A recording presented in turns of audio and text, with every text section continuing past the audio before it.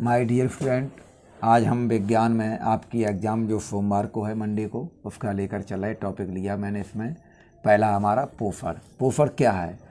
पोफर जितने भी आपके जो प्राणी जगत में जो भी जीवित हैं प्राणी, उन सभी का पहला कार्य क्या होता है? उसको सबसे पहले क्या करते हैं? भोजन को ग्रहण करते हैं।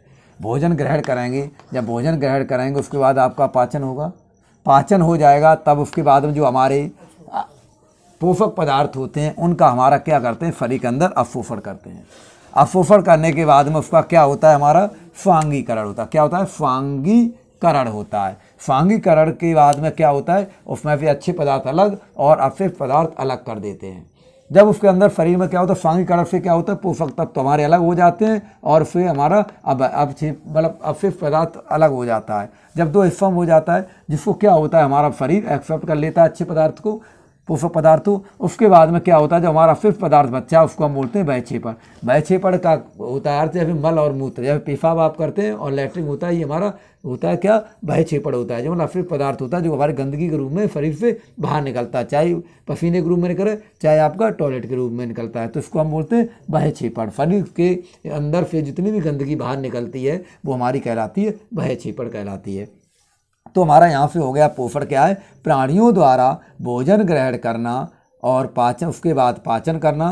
पाचन के बाद में उस शरीर के क्या करते हैं? जब भोजन ग्रहण किया, उसमें पचा, तो उसमें से जो भी पदार्थ होते हैं उनको क्या करते हैं? अवशोषण करते हैं। अवशोषण के बाद में उसका क्या होता है? स्वांगीकरण होता है। स्वांगीकरण के बाद में क्या होता है? वयक्षेपण होता है। तो इस क्रिया में जो क्या होता है? वयक्षेपण के बाद क्या होता है? पोषक तत्वों को जीव द्रव्य क्या कर लेता है? आत्मसात कर लेता है या उसको ग्रहण कर लेता है, या इस ग्रहण करने की इस क्रिया को ही हम क्या कहते हैं? पोषण कहते हैं। दूसरे शब्दों में हम कह सकते हैं प्राणियों द्वारा भोजन ग्रहण, पाचन करना, अवशोषण करना और स्वांगीकरण करना तथा वयक्षेपण के बाद में पोषक तत्वों के जीव द्रव्य में आत्मसात होने की क्रिया हमारी क्या कहलाती है? पोषण कहलाती है।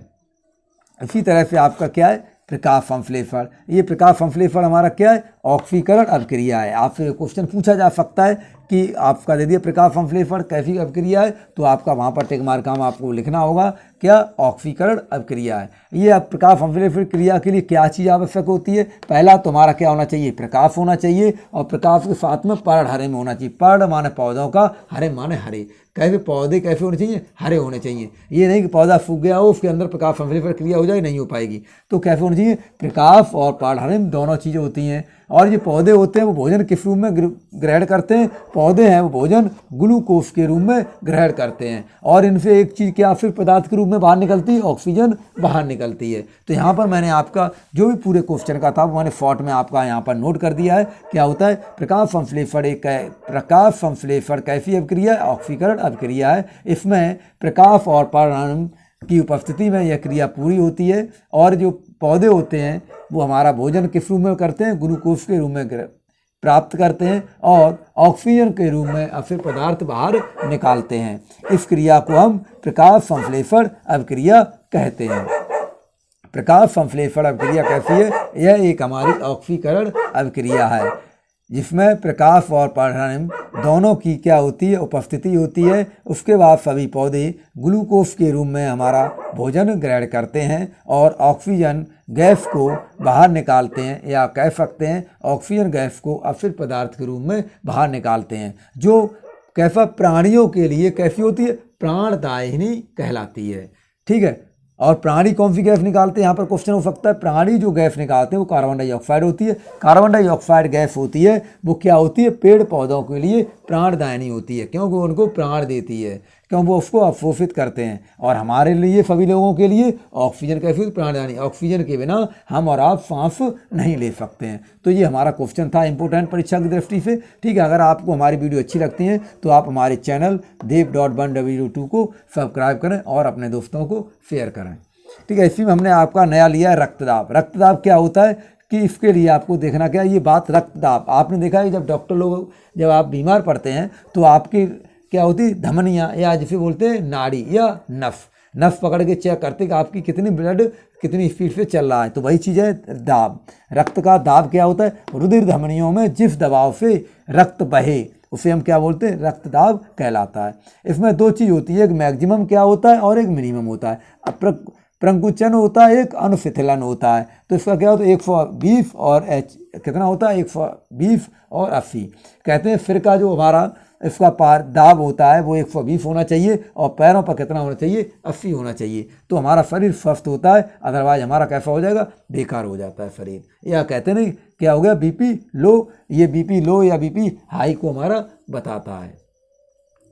ठीक है, तो इसी के श्रृंखला में मैंने आपके एक और, हमने 3 चीज़ें ज़्यादातर पूछी जाती हैं, एक ATP है और एक ADP है या NADP है। ये 3 आपकी जो हमारी फुल फॉर्म है सबसे ज़्यादा बायो के अंतर्गत पूछी जाती हैं। 10th क्लास की बायो या मान लो इंटर क्लास की बायो, उसमें आपको पूछे जाते हैं। तो हमारा ATP का पूरा नाम है एडिनोसिन ट्राइफॉस्फेट। ए का मतलब एडोनोसिन, यहाँ पर भी ए का मतलब एडोनोसिन, टी का मतलब ट्राई, पी का मतलब फॉस्फेट, यहाँ पर डी है तो हमारा डाई हो जाएगा।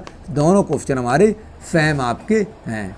ठीक है, इसी तरीके से श्रृंखला में हमारा तीसरा दिया है NADP। एन इसके आगे बढ़े क्या होगा, nicotinamide, nicotinamide adenine dinucleotide phosphate. तो यहाँ से क्या है, nicotinamide adenine dinucleotide phosphate. तो इस श्रृंखला में मैंने आपको इसमें 4 क्वेश्चन दिए गए। एक में तो मैंने फुल फॉर्म दी, दूसरा हमारा रक्तदाब है, तीसरा हमारा प्रकाश संश्लेषण है, चौथा हमारा पोफर था। ये चारों क्वेश्चन में से आपका एक क्वेश्चन आपका 2 नंबर का यूपी बोर्ड एग्जाम में 100% आपका आना है। इस वीडियो का हमारा दिया गया है कितना है इसमें अंक, यूपी बोर्ड एग्जाम में आपके यहाँ पर 2 मार्क्स आपके क्लियर हो जाएंगे।